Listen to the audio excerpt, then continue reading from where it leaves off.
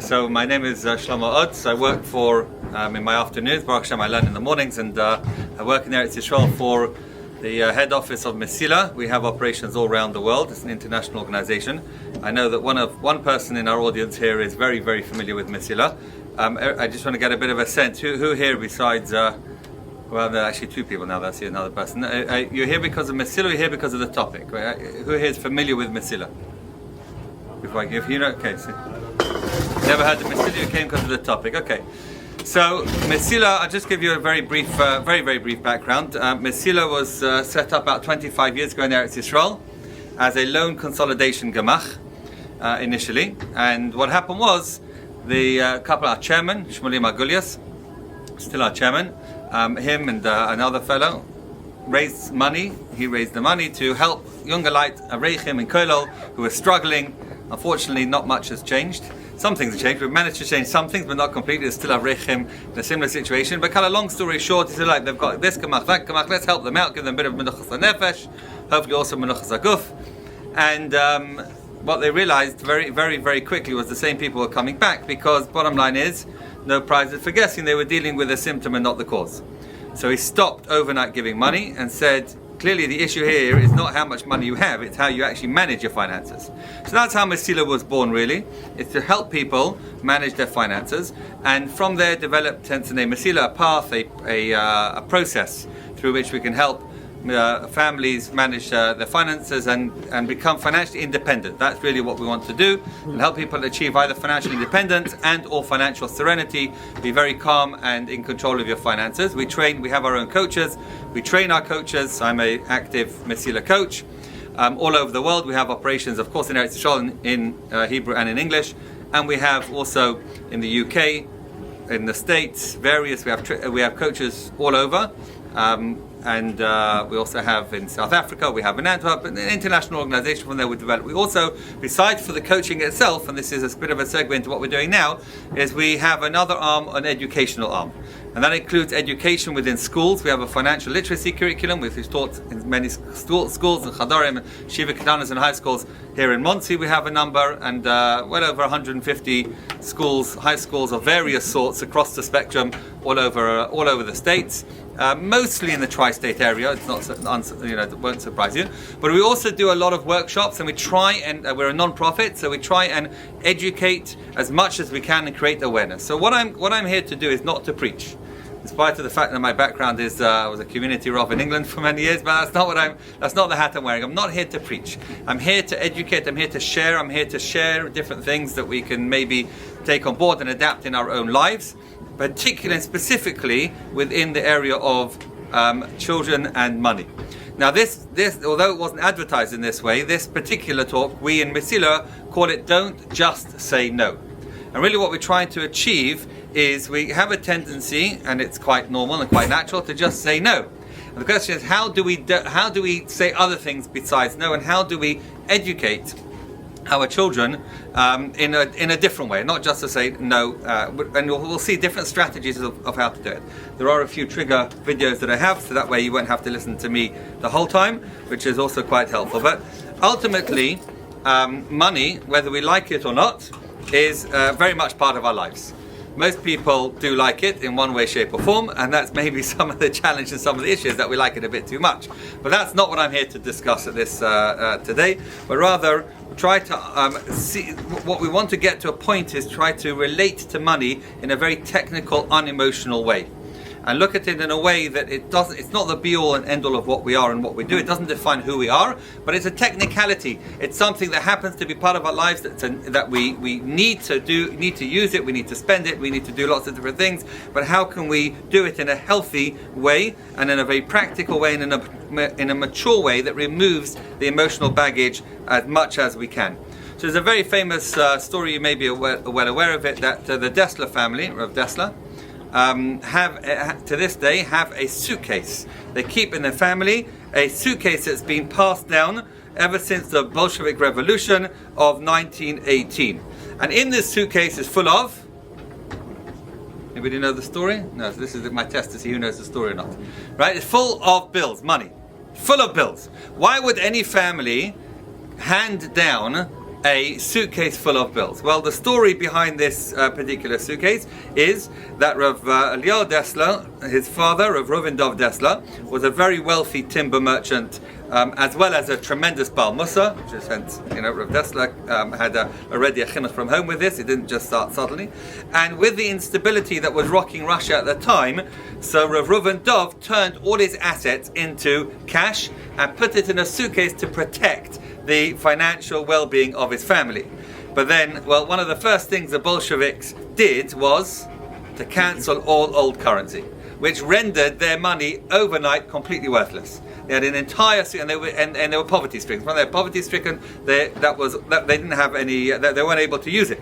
And what they did is they kept this suitcase to remind them and everybody else as well, us as well, how worthless money really can be.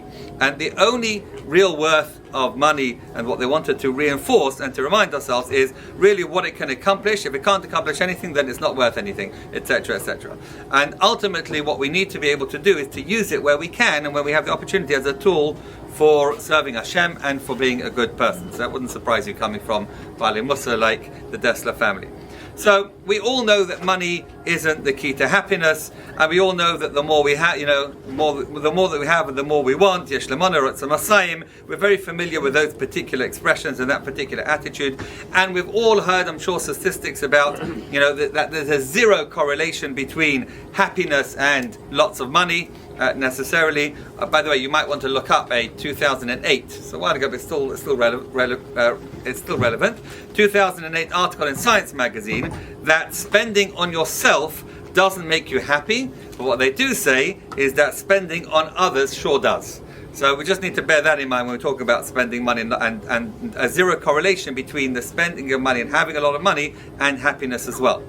So looking around the world, we see that lots of people, although we know this and we can talk about it, and most people, if you discuss it with them, are not going to argue with you necessarily very much. But at the same time, if you look at the Moach and the Leiv, there's two very different worlds. In our head we know this, but somehow, if you look around the world, it doesn't seem to be that that's translating into the way people and the way sometimes we are overly obsessed with money in ways that won't get us happiness and in the way that we're looking for necessarily, in a very real, meaningful way. And if that's true with adults, it's certainly true with kids. And that's really where we're going to start looking at today and this morning, in the time that we have, children and money. Because ultimately, if we want our kids to grow up with the right attitudes towards money, we need to teach them in three ways: by explaining, by experience, and by example. So we explain, first of all, the right way to deal with money and how careful we must be with other people's money and possessions, and how to do mitzvahs with money. What is our responsibility? We have a responsibility when it comes to money. So that's in terms of the explaining. But then also, we need to enable them to experience it. Explaining it is not good enough. We need to then go to the next level and enable them to experience how to, how to handle money properly when it comes to saving it, when it comes to spending it, using allowance, giving maisa, earning, all the different things. We need to actually give them a way to be able to experience it in a healthy way. And that's part of what I'm going to share with you, is the different strategies to be able to do this. And ultimately, we need to set an example, because we can explain all we like and we can give them all the experiences in the world, but if we're coming home from Shul talking about what everybody's wearing, men or women for that matter, whether it's the women talking about what the women are wearing or what the men are talking about, then it's not going to work. We can explain, but if we don't show, we're not a dugma chaim, we don't live by that example, and what we are interested in is how much things cost and what brand people are wearing and what the latest fashions are, then it's not going to help with the children, however much we want to try and explain to them, and however much we want to give them the experiences of being able to have a healthy attitude towards money, and certainly from a Torah Hashkafa perspective.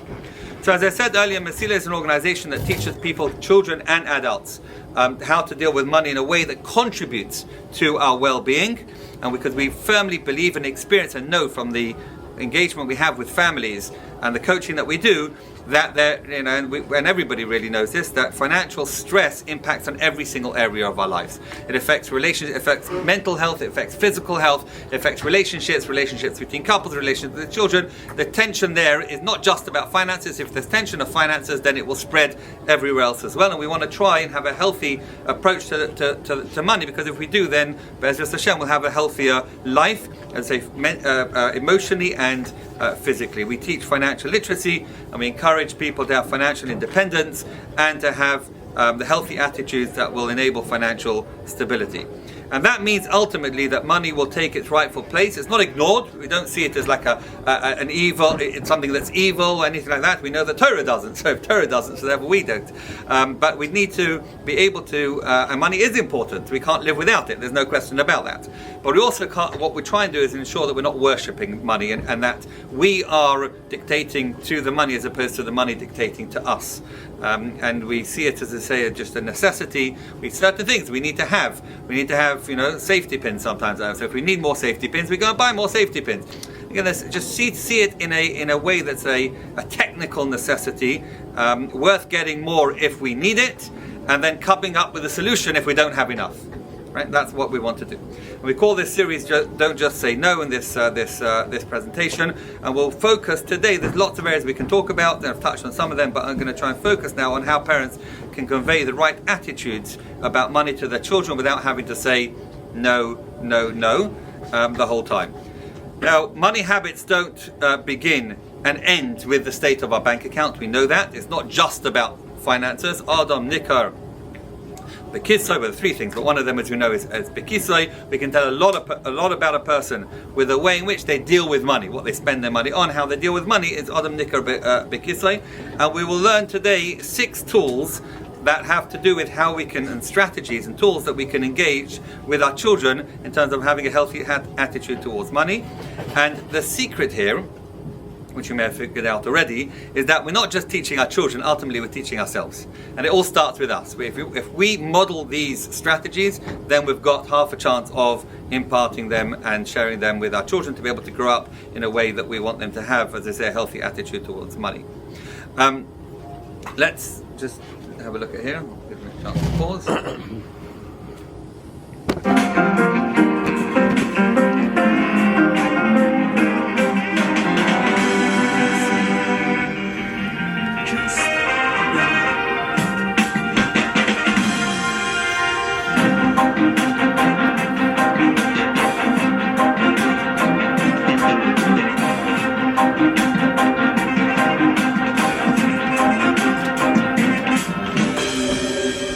I don't know about you guys, but until very recently, my wife and I were locking horns with our kids over money matters just about every single day.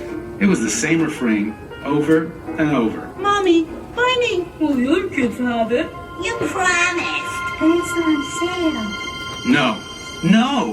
No! That's all I was saying, day in and day out. Didn't do much for our relationship, as you can imagine. Didn't work either. And besides, I didn't want money to be such a focal point. I was at my wit's end. But guess what? Kids can learn about money and how to use it without confrontations and without frustration. Why don't you just step right in and join me while I show you how I almost deleted no from my dictionary and lived to tell about it. Okay, so as I said earlier, the title of this is "Don't Just Say No," because as the father in the cartoon said, as parents we find ourselves using that 2-letter word probably more often than we would like to, but we don't really have alternatives, and we don't always necessarily know what to do other than just saying no. And it's just not just with money. It's true for, ultimately, the tools that I'm sharing here are not exclusive to money. It's just we're applying them to money, but you can apply them really to many areas of parenting and many areas of life as well. And what we need to do is try to ensure that we are effective in getting messages across, and not just by saying no. So the question is, how will we teach it to them? What are we going to do? If we do it only by saying no, no, no, don't do this, don't do that, etc., then, that's not the way to act, then we might get cooperation in that moment in time, but that's not chinuch. We're not going to educate them in the long run and for themselves. And also, equally crucial is what effect is that going to have on the relationship and our relationship with our children. So, what do we do instead? Here's the alternative. Okay, so we don't say no, so then we let them just have whatever they want. Right? That's also not what that's not what we're trying to hear. We're going to hear to learn.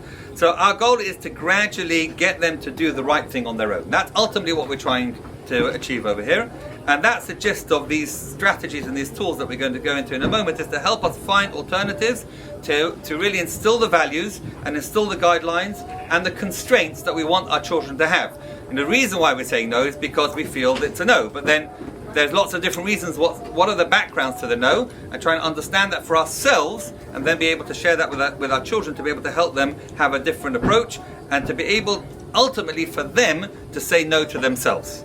That's really where we're trying to get. If we can communicate with them in such a way that they won't hear no from us, but they understand from what we're saying that this is not the right thing to do, or there may be an alternative, and they say it to themselves, that's the ultimate. Because they're making that choice, and then it's more effective. It also is more effective on our relationship with them, and it's more effective in the long term in terms of the chinuch and what's likely to happen later on in their lives.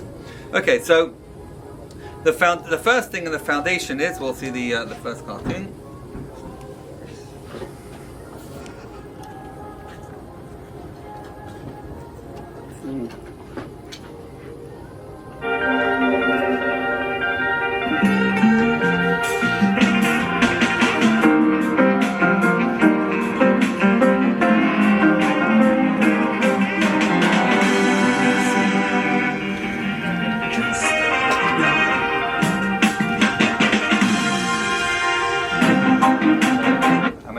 Without the intro, you did the intro. I did the intro already.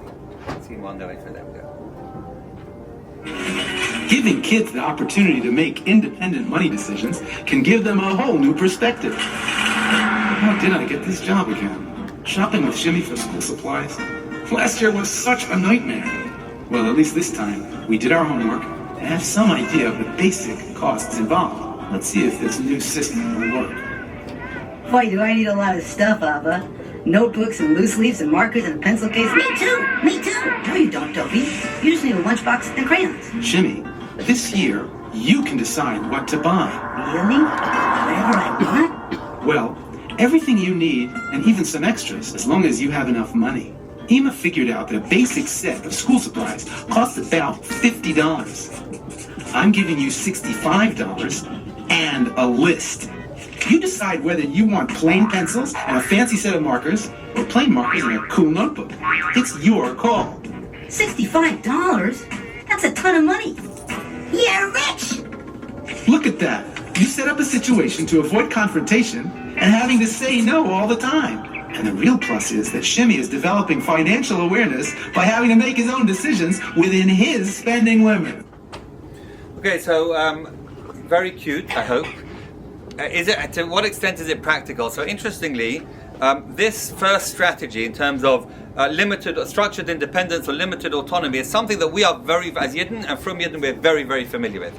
Because that's how our whole lives run, right? Halacha is run on that basis. We are told that we have within certain constraints, we can do certain things and we can't do other things. So it's something that it's already part of our lives, it's already part of this life, their lives, and we're taking that principle and applying it in to this particular area in terms of dealing with money. So for example, we have free choice. We have bechira, we have free choice, but does that mean we can do absolutely anything we want from a Yiddishkeit point of view? No. There are certain limitations that halacha and Torah puts on us to be able to do or not do certain things. Right? We, within halachically acceptable boundaries, we have free choice to earn money. Right, to earn whatever we want to do. Can we, when we can choose our occupation and we can choose how much time we spend on it, and how much tzedakah we want to give, and so on.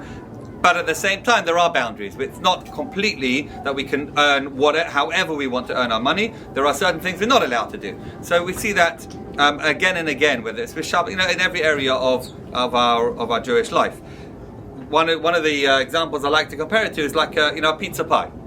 So we have our pizza pie, and we can decide, which toppings to have in it. We can decide how to cut it up and which proportion, but that's all we have, right? I can't go, if I want more, I can't go and take my neighbor's pizza because that's not mine. The reality is this is the amount we have, and therefore within the constraints of this is the pie that I have, how am I going to slice it? That you can give them independence and to be able to choose whatever they want to do depending on the circumstances.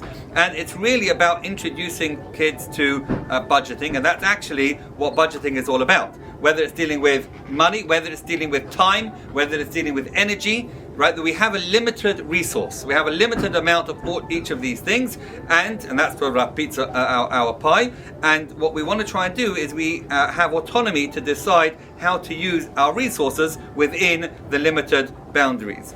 In our, I mentioned earlier, we have education curriculums. We have a junior high school, we have high school curriculum. In our junior high school, we have a very cool activity there. It's very fun for the kids where they simulate going to an amusement park for 3 hours, and there's a chart showing how long you have to wait for each of the attractions and how long the ride actually is. And they have to work out together to decide how they want to budget and how they want to use their 3 hours. Do they wait an hour and then go on for a chance to go on the big roller coaster, or do they go to the bumper cars and then that's only 10 minutes online? And the concept there is about limited resources and deciding how to use them. And as that sinks in, then we're ready to apply that to budgeting money as well. And you'll find many opportunities to be able to do this, and low tension opportunities to be able to give them, say, okay, this is your resource, this is what you have, you choose. Right, so and you can try this. You can whether it's buying candy for. I'm English, but I'm getting the translators. I'm going along. But you can buy candy for for Shabbos or whatever it may be. If there's an opportunity that there needs to be, and you can send them and say, okay, this is the amount of money. And then when they call you and they say, can I just buy the sound sticks for another $2? It's only another $2, right? Out of however much you're going to give them, whatever it is, say you're going to give them $20. I'm just making it right. Use round numbers. And they say it's only another $2. Doesn't seem like such a huge amount of money in the scheme of things, right? So, what you're going to do, you can either say no, or you can say yes, or you can say, based on this resource, this strategy that we're just learning about now, what could you say instead? Not a trick question. Make some space for the sour sticks in your right. You say yes with pleasure, but you need to cut something else out. If that's really what you want to buy, the sour sticks, gesund to hate. But then what are you going to give up instead? And then they start getting in a sense, and you'll soon see, right, where they come in with it. Then they can make their choices, but you haven't spent more than the $20. You also haven't said no. You've said yes, but, and you've given them, you've empowered them to be able to make those choices, make those decisions, without actually affecting your pocket and affecting your relationship, and without having to say the word no to them at all. So it's a way in which you can do it, and there's many, many different times and many, many different ways that you can do it. As I say, this is a strategy that if they get used to this, that you can apply with them, not just to money, you can apply it to time, and you can apply it to energy, and you can apply it to so many different things in our relationship with our children from a parenting perspective. In this case, we've just applied it to the concept of money and the concept of autonomy within boundaries, which, as I say, is a tool for life. Some parents may think, well, limiting children, you're taking away their childhood and their carefree life and so on and so forth. But the reality is any parenting expert, which I'm not, will tell you, is that kids crave boundaries. They might try and push the boundaries, they might kick against them, but ultimately, what's the healthiest thing for children is to have structure and is to have boundaries. And it's not just about saying yes completely, and it's not about saying always no, because as we know from Avram and we know from Yitzchak, Chesed, which is Avram, to the extreme, can ruin a child, and you can have from there a Yishmael, and from Yitzchak, Gevurah, which is no to the extreme, is also not the Chas v'Shalom I'm judging or criticizing the others. That's not what I'm doing. But you understand the principle. Chazal talk about this, right? And therefore you can have a Esav that comes from that as well. What you need is a Yaakov the Tiferet, is a way in which you can do it in a beautiful way, still say the same things, but in a different way. That's one strategy that we have, as to be able to give them structure, which is what they crave, and what they need, and what they will thrive on, but in a way that still doesn't affect the end result, which is the point that you're doing, which is the limited resources that you have and therefore they have. Let's go to the next one. Every adult knows that some purchases take priority over others, but your kids will only learn that rule by applying it themselves. Abba, can I use your phone? $10 and another $6. No, I won't have enough for the fancy notebooks. Unless I use my pencil case from last year. It's in decent condition. I think it's a good trade-off. New pencil case out, cool notebooks in. That's terrific, Shimmy. You just made a great discovery. You'll always have everything you need, but only some of what you want. Wow! Look at this great stencil set. Get that, Shimmy, even if it means you have to buy the plain markers. Can I, Abba? Take a look. Is it on the list? Nope. If it's not on the list, we're not buying it today, Dovey. Hey, Shimmy, I have an idea. Just buy everything you want and pay with a credit card, like Abba does. It's a mitzvah, because you'll get points.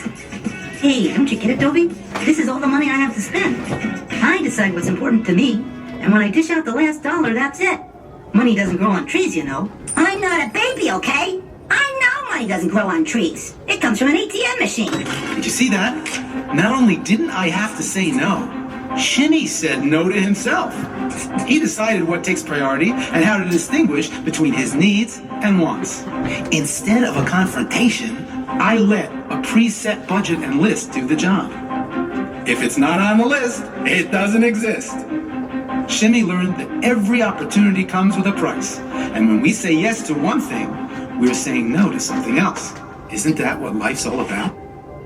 So again, similar idea. It's about life skills, life tools, and applying them. Things we'll be familiar with, applying them to money. We conveyed in the first strategy, the first tool, the idea of that resources are limited and choices have to be made. So therefore, we need to make a choice. We need to sometimes prioritize. But what takes precedence? And here we come to one of Mesila's mantras, something that we repeat again and again and again, and we encourage everybody to repeat again and again with their children. You heard it in there, and that is that you'll have always tell your children. You'll have, and make sure, not only you're telling them, it's because this is what we're doing, that you'll have everything you need and some of what you want. That's what, and in our coaching, when we sit with families, that's really where we're trying to get to. We're trying to say, we want to enable you and help you to be able to have everything you need and some of what you want. Now, the sum will be, you have to prioritize. What are going to be the sum?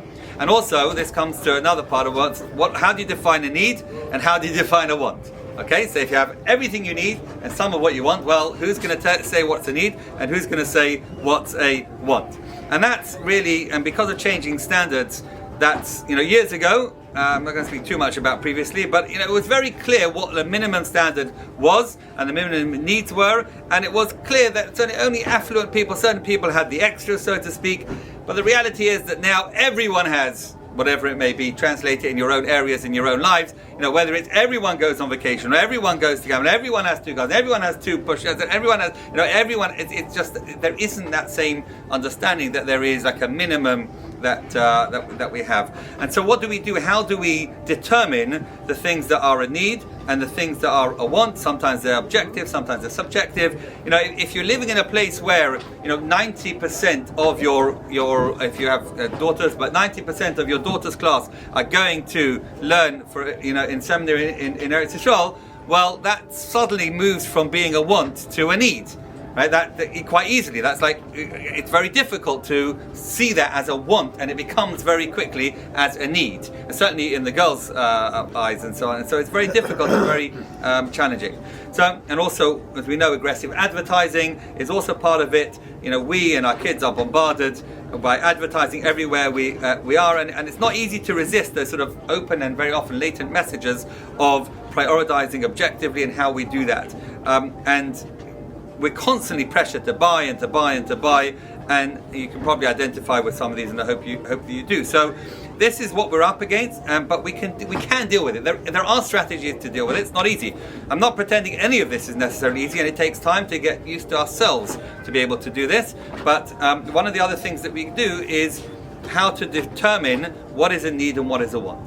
Okay. So how would you want to determine what is a need? How do you decide?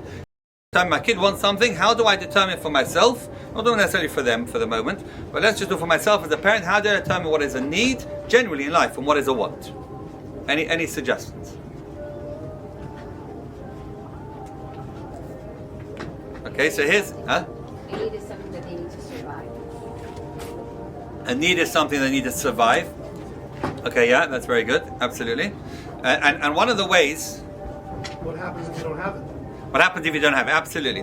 One of the almost, it's not absolutely, but almost foolproof ways of being able to determine and decide and distinguish between what is a need and what is a want is the rule as follows, and that is, if it's a need, it will get stronger. If it's a want, then it eases with time. Right? If you're hungry and you need to eat, the longer you leave it, the hungrier you'll get. If you fancy chocolate, if you move away from the kitchen and then go learn or go to whatever you're doing, you'll forget about it. You'll forget about your need for chocolate.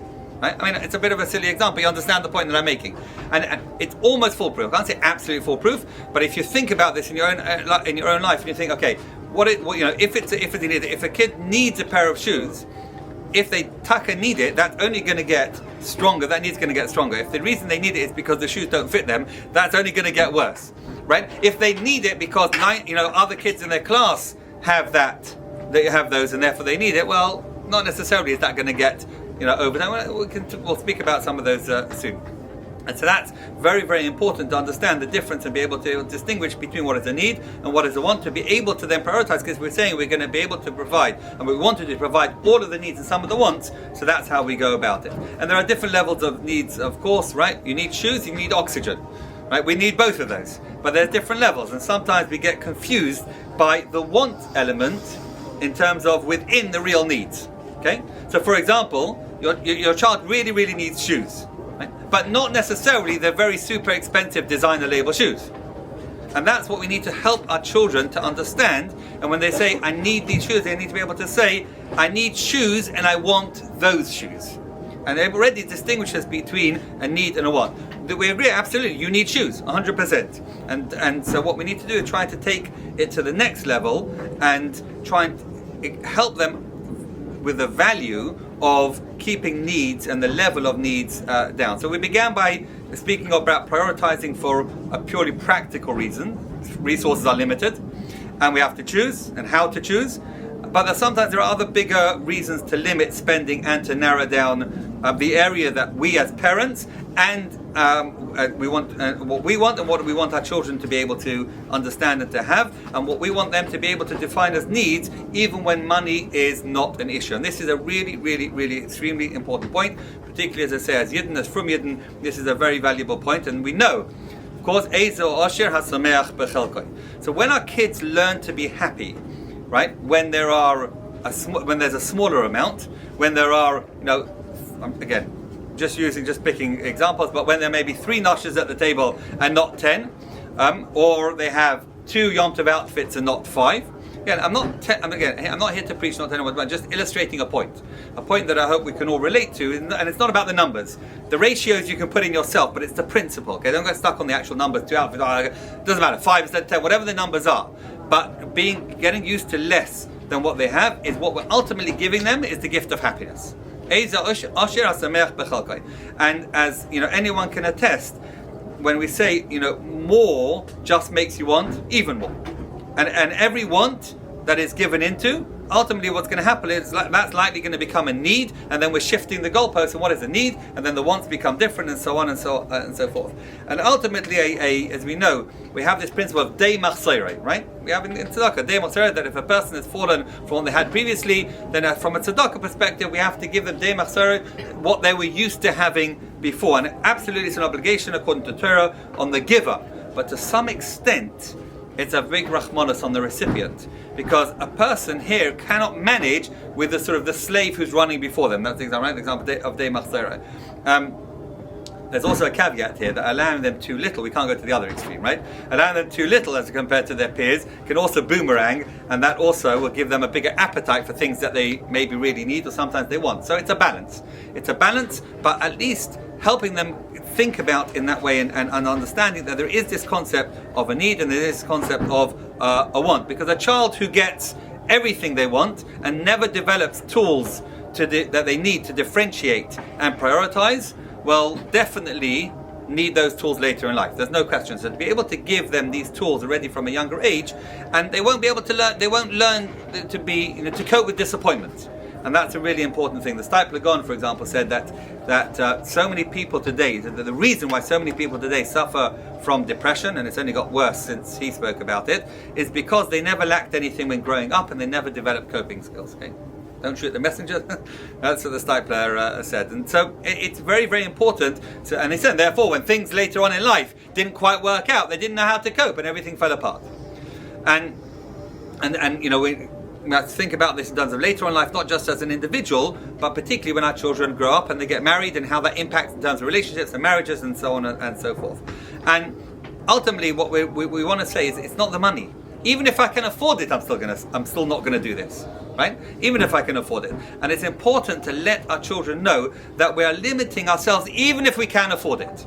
Even if we can afford it, because then they realize that it is a conscious, thought-out decision, and they'll be motivated to view their spending objectively in a very, very different way, rather than sort of putting the blame on their sort of limited spending, on their ineptly, economically, savvy parents who are inept. They don't know they can't afford it, etc. That's not what we're doing. We need to be able to find opportunities to be able to say to them, I'm making a choice here. That this is not something that I feel that we need, or I feel that we're going to provide, even though it's a want, even though I can afford it. And so let's take an example of how we can help our children, make this very practical and very real, how we can help our children prioritize and distinguish needs from wants. Okay, so for example, Yossi is about to start high school, and he wants an Omega watch. Okay, the Casio watch that he got at 6th grade is just not going to cut it anymore for a new high school image. So what are the points to consider when he's requesting this more expensive watch? Over to you. What would you consider in deciding, should I give it to him or should I not? So I'll help you out here. What does he need? Huh? What is the need? Yeah, how do you define a need? So for example, what percentage of kids in 9th grade have a watch like this? Okay, is it something that, like Taka, more or less everybody does? So it changes the balance of things of how I'm going to consider it, right? Is it, and if even the kids that do, is it something that is a given, or is it something that's unusual? For example, it's the grandparents came and visited and gave them a gift of a watch. Where is this coming from, and how do they get this? And also, is there added value in them having this watch? Will it last longer, given whatever they're involved in? It has more features and so on, or is it purely just a status symbol? And understand where this is coming from. And most importantly, we need to understand who we're dealing with. What about this child? This child themselves, we need to be very tuned in to that child's personality and to whether they're going through a difficult time, and therefore they can't withstand necessarily. There are a big percentage of children that do have it, and they're not one of those. They're much more of a sensitive type, they can't. It's much more difficult. So we have to take that into account. Different children will have different levels of self-confidence and varying needs and sliding levels of ego. So we need to take that into account as well. We need to take both of those. What's going on in the classroom and in the white school, and what's going on with this child, and then put those together and say, okay, then I will determine if this is a need or if this is a want. And ultimately, if we want to help our children prioritize, then when they're faced with a want that they perceive as a need, then give them the freedom of choice. Okay? And what freedom of choice? Freedom of choice where they'll feel it in their pocket. For example, I know on Sunday I know once it said to their children wanted a particular pair of trainers. So fine, you absolutely need a pair of trainers. I don't have an issue with that. If your budget is $100, right? Anything more than $100, if you want to buy it, you pay the whole thing yourself. Right? They didn't buy the pair of trainers that they wanted, which was $125. Because suddenly it switches. It depends when they're paying for it and they have to pay for it, then the priorities and the scales of needs and wants suddenly switch very, very much. And you can do this as well with our children, to give them, to empower them to make the freedom of choice in a way that they will feel it. It doesn't have to be that they pay for the whole thing. Sometimes you can say to them, you can pay the difference. Suddenly when they have to pay for it, their choices change. And if they don't, then that tells you that Taka maybe was a need, and fine, you found a way of doing it. You haven't said no, but it hasn't cost you any more. They feel it's really a need. They have the wherewithal to be able to do it. We'll come to in a minute how they can maybe afford things and so on. Okay, so that is ultimately what we need to do, is keep reminding them that they have everything, that we're going to provide them everything that they need and some of what they want, and it'll apply in life. It'll apply to shidduchim, apply to the house to buy, everything that we look at, because ultimately we'll never have everything that we want, because the more we want, the more we want. So we know that in our own life. So we need to be able to give them the chinuch to be able to already appreciate that for the rest of life. So in the next cartoon, we're going to see we're going to look at the idea of keeping down wants from a different perspective.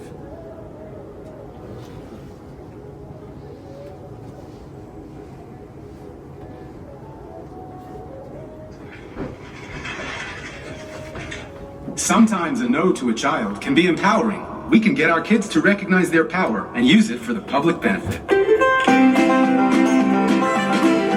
Ema said you need a new backpack, Shimmy. Hey, look, there's a cute one with teddy bears. Teddy bears? That's fine for a little kid named Dovey, but not for me. Abba, look, that fancy new backpack is on sale. The one they've been advertising all over town. It has a zillion pockets and gadgets, and it's super cool. The sign says that it usually costs twice as much, but now it's only $10 more than the regular ones. Will that be fair to your friends? Why not, Abba? My friend Ruby, the one who lives in that fancy house with the marble pillars, just came to school with that backpack. But you don't have any marbles in your pillows. Pillars, silly, not pillows. Abba, if I come to school with that backpack, everyone in my class will be blown away. That's exactly why we're not going to buy it. If we do, your friends will ask their Abba to buy them the same thing for twice the price. Shimmy, the boys in your class respect you and follow your lead. Use your power to lead them to good things, not to raise the bar so people spend money they don't have. Did you see that? The backpack may have been a once-in-a-lifetime bargain, but far more valuable was the opportunity to teach Shimmy how to resist negative social pressure and exert positive pressure. I try to convey to my family that money is just a means to an end, not a way to show off or put pressure on other people. I'm really proud of Shimmy for broadcasting the same message to his class. Okay, so here, and we've probably heard this many times, just because everyone has it, we may have heard it as children, just because everyone has it doesn't mean that you have to have it. And that's usually followed by an interrogation, which sometimes is very effective. Certainly with my own children, where it's like, so, is it everyone has it? What is the everyone? How many people? So for example, who? And you don't have to do it in an uncomfortable way. So, oh, okay, that's interesting. Such as who? And then once they get to usually about 3, they start struggling. Yeah, this one, that, right? So that sometimes that sometimes does happen. That it's not like the everyone is not taka the everyone, but also different children are some children will be very happy to wear hand-me-downs and some won't. Some kids would rather go not go on the school trip and instead of going with the backpack that is not the latest one and so on and so forth. So we need to take all of these things into account, but we also need to try and this is where we're going to turn the tables. We need to try and empower our children to be able to and to ingrain within them to be able to have the inner strength to be able to resist peer pressure and all of those things. But here what we're doing in this cartoon next, what we're doing is we're using the idea of peer pressure and inner strength, as long as we can build them with the inner strength, by taking it a step beyond that. And it's not just a matter of not going with the flow. We also want them to realize that they have the power and very often therefore the responsibility to direct the flow for the public benefit, or at least not to join the ones who are putting on negative peer pressure. And that was the message that Shimmy's father tried to get across in the cartoon. Now when we bring this up, it's very controversial.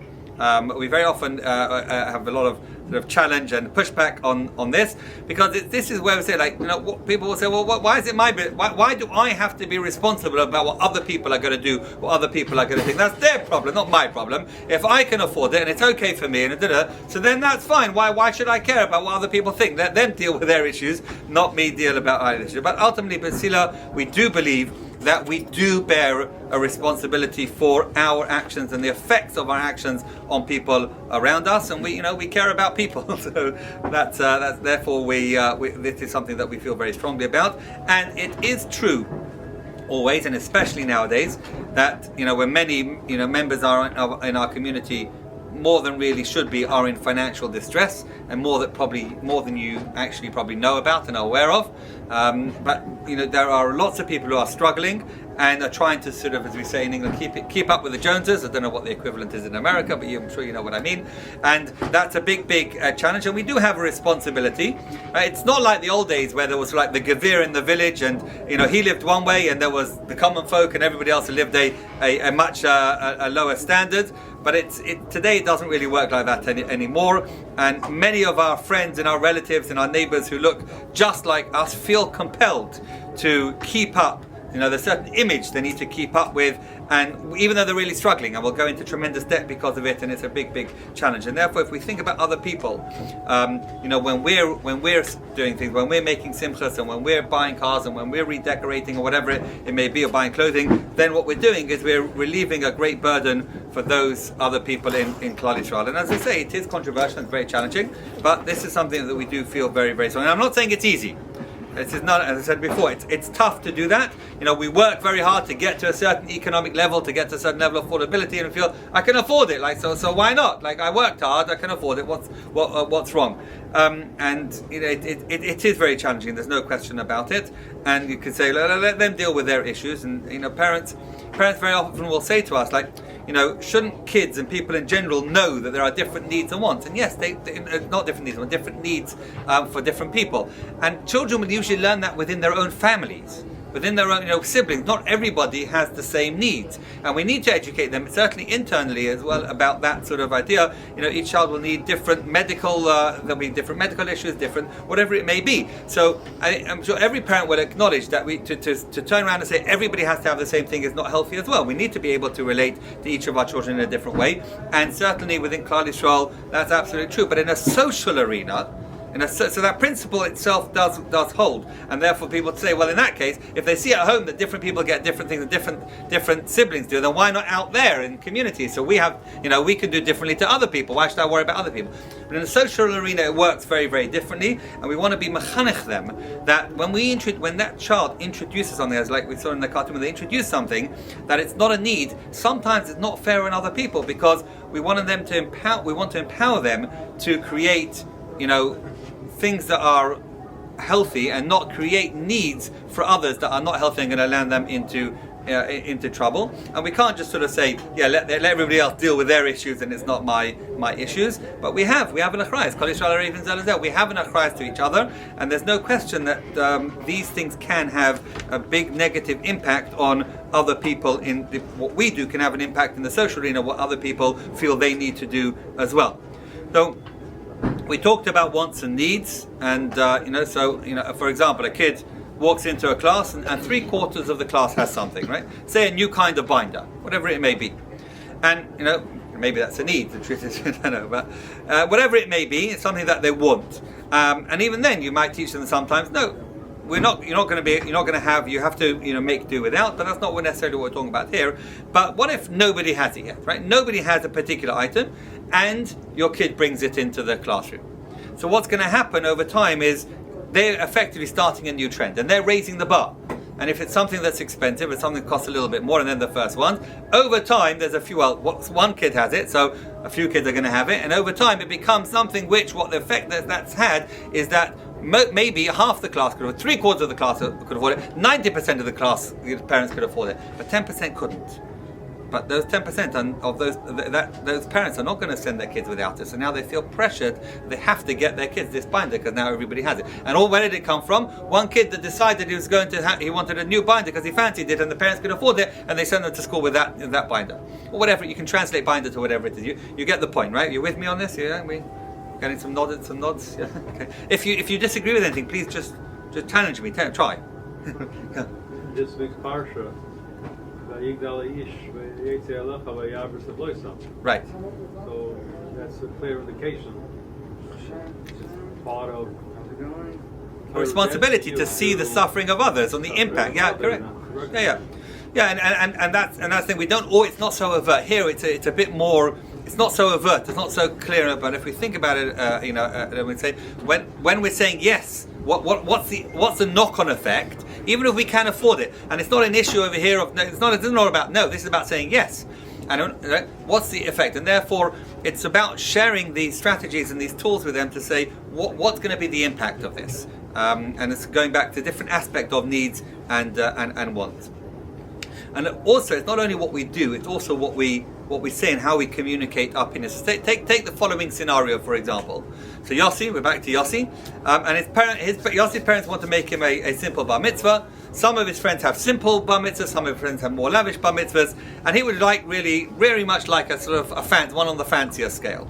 And what they do is they went to Mesila and they went to one and they said, right, we're going to empower you. We say, look, you can. You can use, if you want to something a little bit more, you can use some of your bar mitzvah money. I'm not suggesting that you do this, I'm just saying, giving you a scenario. You can use some of your bar mitzvah money to be able to have something more than what we would do ourselves. Okay? And he's now, as they say, mitlabet. Now that he has to pay for it, he's saying, okay, let me consider everything. He goes to his friend's bar mitzvahs, and he goes to one of his friend's bar mitzvahs, which is very, very basic. And he's there, and another friend turns round and says, it doesn't really feel like a bar mitzvah here. It's like there's not really much happening. There isn't much here. It doesn't feel like a bar mitzvah. At that moment, Yossi makes up his mind, because he's not going to do the same low level bar mitzvah. Now he absolutely wants to lavish bar mitzvah. So his friend doesn't really appreciate. He doesn't know what Yossi's thinking. He doesn't know that what he's just said has and the impact that it's had on what a person is going to spend, what a person is going to do. So we have to. He had no idea, and we have to think about and consider a little bit more about what it is that we say and so on. So positive peer pressure. What's positive peer pressure? Is doing things that has a positive effect on others. So say there's a bike-a-thon and everybody's having their bikes, and there's a couple of kids who have brand new bikes, but they also have they have older bikes as well. So positive peer pressure could be taking not the fancy new bike, because when you're in a group setting, and just taking so that people shouldn't feel uncomfortable. Whoever has whatever bikes you have, they'll feel comfortable. It doesn't matter. Even the ones that had fancy bikes used other second-hand bikes and so on, and those things that we can do. Or for example, two brothers. Levi hears his brother Kalman telling a friend, sorry, I really can't loan with you on Monday nights. That's fine. So his brother says to him, why didn't you just tell him that we go out every Monday night with Bobby and Zadie?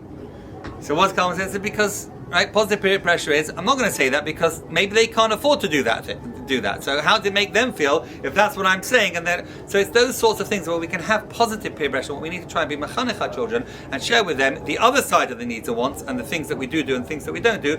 And the peer pressure that we may feel is to be the leaders in a positive way, to be able to share those things. And ultimately, as I said earlier, one of the things is it has to come from us. We need to model that approach as well, right? We can't tell our children that they need to, we can't encourage and educate our children that they should make do with the unbranded shoes when we ourselves are wearing branded clothes the whole time. That's just not going to work. It's not going to work. So it's about being a dogma as well in the way that we do it. And in short, we don't only resist peer pressure. What we try and do is go a step and beyond, and and what we say is no to ourselves is to avoid creating peer pressure as well. And that's another way of saying no. And it doesn't stop there, because once we sensitize ourselves to caring about Klal Yisrael, and then ultimately what happens is we instill within them a value, and a minute of value, which means when they grow up, then they care about others. Those are the kids that are becoming the Askonim, and those are the kids that are becoming the Chanchim, and those are the kids that are reaching out to help others and creating chesed organization and volunteering and so on, because they're so used to, from a very young age, thinking about others, caring about others, the impact that I have, and what I say and what I do about others, and not making them feel uncomfortable and so on and so forth. And therefore they recognize this is an integral part, integral Torah value about the way in which we live our lives. So let's go back to Shimi and see the next strategy that he learns. But 6 altogether, 2 more. Sometimes the way we say no is not right now. Sometimes it's you have to wait until you earn it. And even today, kids are able to delay gratification, earn, and save for the future. Abba, look, they have the new Rubik's Cube, and it's on sale for only $6. It's so worth it. It's in a they will leave it on the shelf. And anyway, Shimmy's buying so much stuff. This is just one little game for me. Please, can you buy it, Abba? Please, Abba? Forget it. Abba's not gonna let. Actually, Dovey, if you really want the Rubik's Cube, you can have it. What? But not today. If you want it, you'll have to wait until you earn it. You mean I can get a job tomorrow instead of going to school? No, but you can earn it other ways. Starting tomorrow, every time you go to sleep on time and wake up at the first ring of the alarm clock, you'll get a star. When you have 12 stars, you can have your prize, a Rubik's Cube. Hey, that's sort of like when you paid me $1 for each time I raked the leaves so I could buy the new Rabbi menu book for $10. In the end, when I had $9, you gave me the last one as a freebie. Remember? That's right. And Dovey, if you stick it out, I'll give you the last star for free too. That will take you almost 2 weeks. I can do it. Wow, You know, in the past, I'd sometimes find myself saying no automatically. But you have to learn to listen to your kids. Sometimes what you see as an unjustified demand is important for this child. You can take that demand, like I just did, and turn it into a hands-on opportunity to practice earning, saving, and delayed gratification. Even a little fellow like Dovey can do it. And learning how to delay gratification is not just about money. It's a valuable asset in every aspect of our lives. So there's another way to say yes by saying a no, okay? Or another way not to say no, another strategy how don't just say no. And saying yes, you can have a delayed gratification. I'm sure you can all relate to that, I'm sure you can understand it. In the past it was very, very different. You know, kids it was very common to be, you know, boys to be raking, to be snow, well, not snow, they're meant to be snow, right, to shovel the snow and to rake the leaves from the path, and the kids and girls to be doing babysitting, sometimes the other way around as well. I'm not judging who, but generally that's what happens. Today, for various reasons to do with safety, to do with, you know, parents feel uncomfortable with just leaving their kids either out to go to, you know, to out in the streets to be working, or even sometimes because babysitting. So sometimes it can be more challenging, but the principle is still there. The idea that and to be encouraged. And sometimes also parents feel they don't want them to be having to earn money to be able to spend money themselves. They want to provide for themselves, and you know, psychologists can go into a lot of detail as to where that comes from and how they were brought up and the previous generation and all those sorts of things. And previous generation, by the way, were very good at this. Very, very good at delayed gratification. Like, it was quite normal to wait a very long time to save up till you got something, a decade, sometimes 2 decades, because they just couldn't afford it. There wasn't the money available, there wasn't the credit available, it wasn't there. Nowadays it's a whole different world and it's much more challenging, but the principle still is the same. There's still the strategy still is there, and the tool still is there, and that is about, you know, the delayed gratification and waiting to be able to earn it, and a way to be able to not say no, but to say yes, but, you know, yes, you can have it, but you'll have to earn it, you'll have to save for it, or whatever it may be. Sometimes, you know, it's helped by family, whether it's, you know, an uncle, an aunt, or a grandparent comes and gives them a little gift and money. They can use that money so it gets a bit quicker, but there's ways in which that they can earn the money, and we need to enable them and create those. We can't just say to them, yes, you can earn it and save for it, if you don't give them the opportunities to be able to save money. So we do need to think of ways and do it. Sometimes it's within the home, sometimes outside of the home, whatever it may be, but that's certainly a very powerful strategy to be able to help them, again, not just with money, but in life in general. And it's much more challenging today in the, you know, instant world that we live in, instant communication, you know, microwave meals, etc., etc. That's and it's difficult, and that's what I said in the beginning. I'm not saying these things are easy, but the principle and the value certainly hasn't changed. We can still do it. We know, and I'm sure you're all very familiar with the marshmallow experiment that was done in terms of asking a group of kids. You can look it up. You'll see it was an experiment that was done. They followed them later on. You can either have, you know, 2 marshmallows, one marshmallow now, or if you wait, you can have 2 marshmallows. And the kids, they tracked the kids who waited and for be able to have 2 marshmallows later on. I think it was, I can't remember exact numbers, and they saw that they were much more successful in life later on. It was quite incredible, actually. You can look it up. The marshmallow is very well known, the marshmallow experiment. And so that, you know, that principle is there, and we want to try and be able to give them that opportunity in life. They will become much more successful if they learn to wait for things, to save for things, and so on and so forth. And the truth is that children are born with a certain nature. For some it's easier to wait, and for others it's much more of a challenge. And, you know, we need to be in tune with our children as well, each as an individual. And there's lots of different personality types. There are those, for example, there's the schnorrer. Right? It's not a judgment, chas v'shalom, but it's the idea that you know, he'll say, look, my friends always have extra money, so if I need something, I'll just ask them, and they're always happy to give. Or there's the one that's the borrower. So, you know, go to a friend and say, look, I need something. Can I borrow some money from you, and I'll pay you back. And there's the coper. The coper is the one who says, you know, if I don't have the money, then I'm not going to spend any, and you know, until I have more. And you know what? It's not the end of the world. I'll cope. I don't have it now, I won't have it until fine. And then there's the planner, the one who says, like, I know, you know, I'm going to need this and this amount of money in this week, so I'm going to plan for it, and I'm going to line up jobs to be able to save the money, because that week I want to be able to I want to go away in the sun, whatever it may be. And then there's the saver. Every time he gets money, yeah, half of it put away and half of it will spend. So there's different personality types, and we need to understand our children's personality types and be able to relate to them in that way. But in all of those cases, we can help them, and it's a muscle. It's a muscle. The more that we practice this, the more that we will be able to get used to this principle of delayed gratification and saying there are strategies, ways in which you can have it, but you'll need to be able to earn it, and you'll need to wait for it until you do. And again, as I said in the beginning, as Yidden, we're very familiar with this, right? We have Shabbos.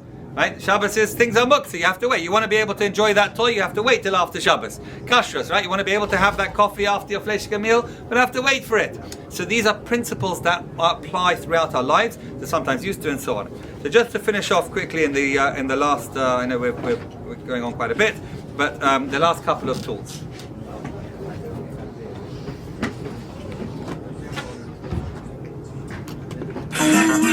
Saying no because you're frustrated is never a good idea.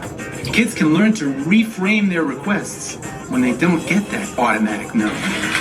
It's getting late. Let's head straight for home. Hey, I almost forgot. Tomorrow is the trip for the end of the summer learning program. I've got to buy new hiking shoes. My other ones are from the Middle Ages, and I refuse to be seen in them. And besides, I need tons of nosh and $20 for the trip. I am feeling totally badgered. I'm just going to take them home, and that's that. Wait, I'm the adult here. Let's focus on the issue and reframe. Slow down!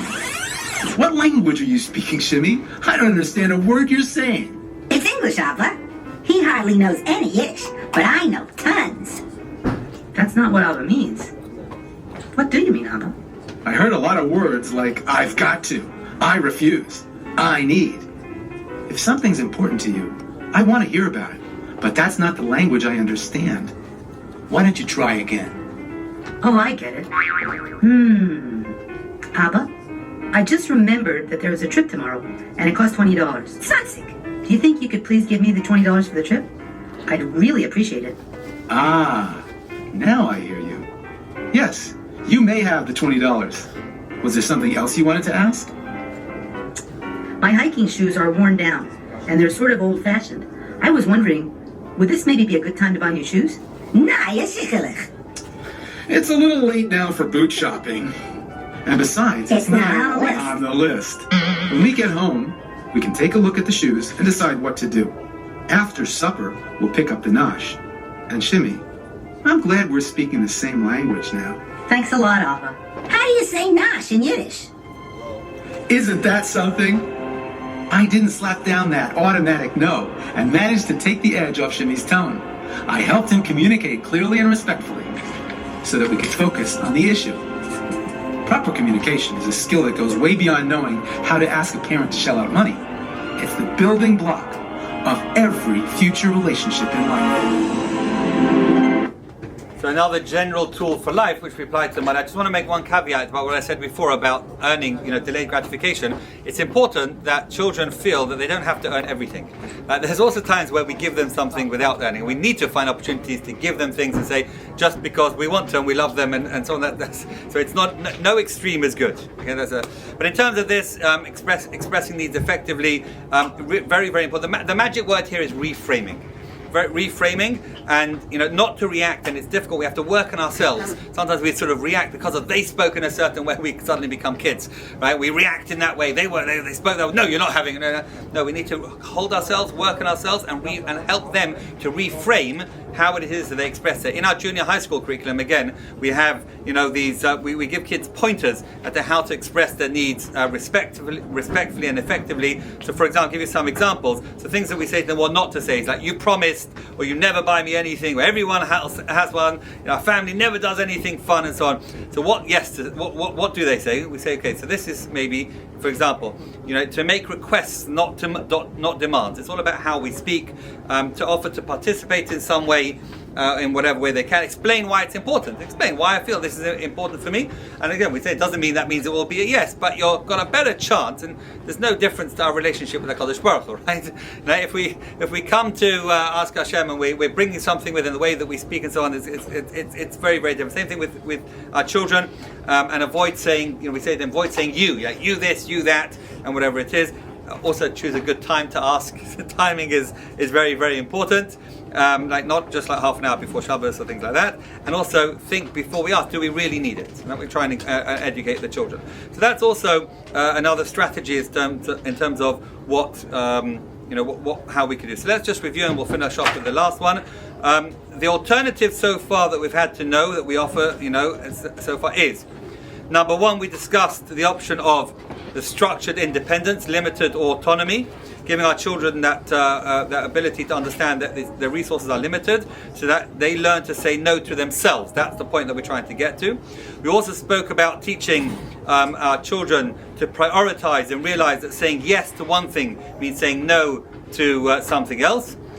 We taught them that sometimes they should choose to say no to their social pressures. That's also the positive, to apply positive peer pressure, and to spare their friends the pain that might come when they're creating this peer pressure as well, that sort of sense of responsibility. We spoke just now about saying later instead of no, so yes but not now, and so on, by offering them ways to earn, to save up, or simply, well, not simply actually, but to delay the gratification. And we saw how all of these techniques are a lot bigger than saying no to a particular demand. They're actually tools for life, all of them. We just apply them to the area of money, and we can also apply them back. Once they get used to in the area of money, they can apply it on. So, but sometimes, just sometimes, and that's why we title it "Don't Just Say No." Sometimes we have to say no. There are times where we do. This is the final clip, and we'll finish off with that.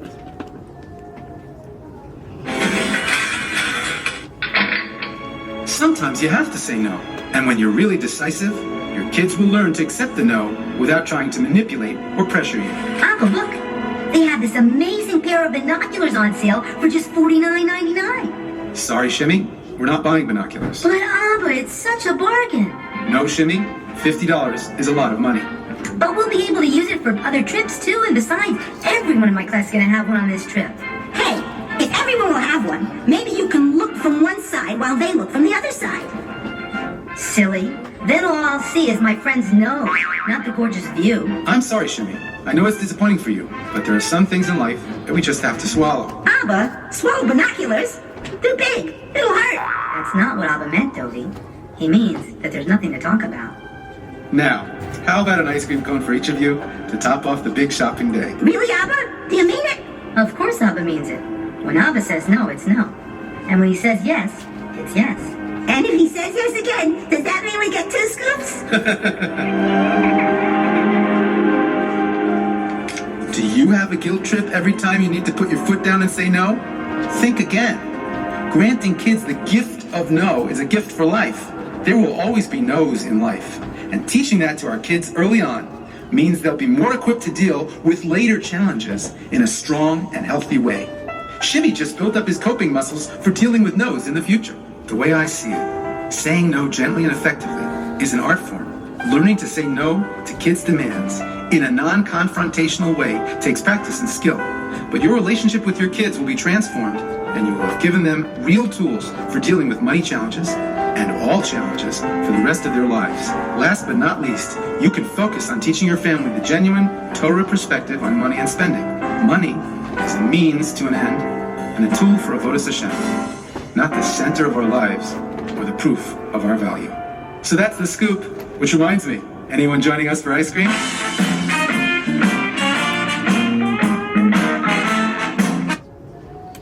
So, almost a shame to sort of not end on that because I was quite foul, but let's just develop that a little bit more and understand it. So some parents find themselves saying no the whole time, or even more than they would like.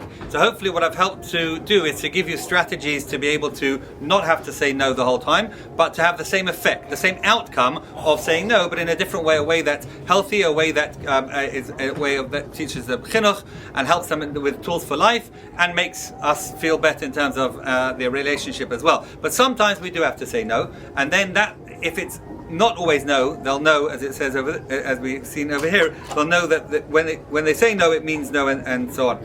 And the reasons why we may say no are not necessarily so relevant, or why we may feel that we want to say no the whole time is not necessarily relevant. But as we discussed, life sometimes, as we're talking about a tool for life, sometimes life says no to people, right?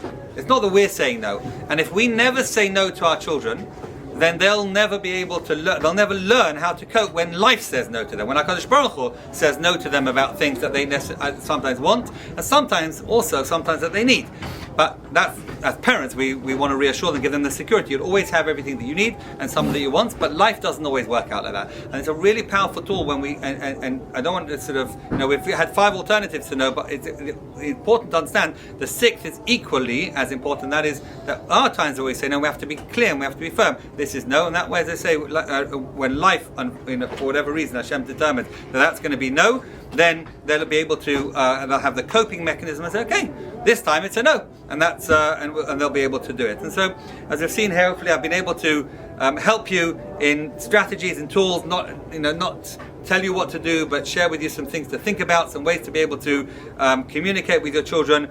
And some parents say, look, I don't want my children to have the slightest inkling of our financial difficulties, or that we might not be able to afford something. When we're talking about saying no, as I said earlier, because we choose to say no even if we can't afford it, that's a very healthy, much healthier conversation. But sometimes we say no because we can't afford it. And it's not a need, it's a want, and we're saying no. And so some parents might feel, I just don't want to do that. I don't want my kids to feel like I can't afford something. So it's not necessarily about the details. Yes, it's true, don't necessarily have to go into the details, but the idea that we can't afford something is also okay. And sometimes we have to say, no, we can't, because we can't. It's a lot of money, we can't afford that. It's a want, it's not a need. If you really need it, then I have to find the money. But it's not a need. We've determined now already that we've had all the other things that we've done, but this is a want. And remember, always the mantra, I say, look, I always provide you everything that you need, and some of what you want, this is not one of them. It's not a need, and it's not one of the wants that I'm going to be able to find you. I can't afford it. And it's okay for children to be able to hear that, and healthy for children to be able to hear that. It's just not necessarily healthy for them to hear that every single time. And that's the balance that we're trying to strike, and that the occasional no will be much more effective and much more powerful. And the fact is that knowing money is limited, and seeing how the family and the child themselves can manage and be happy gives the child a sense of security, and it gives them the strength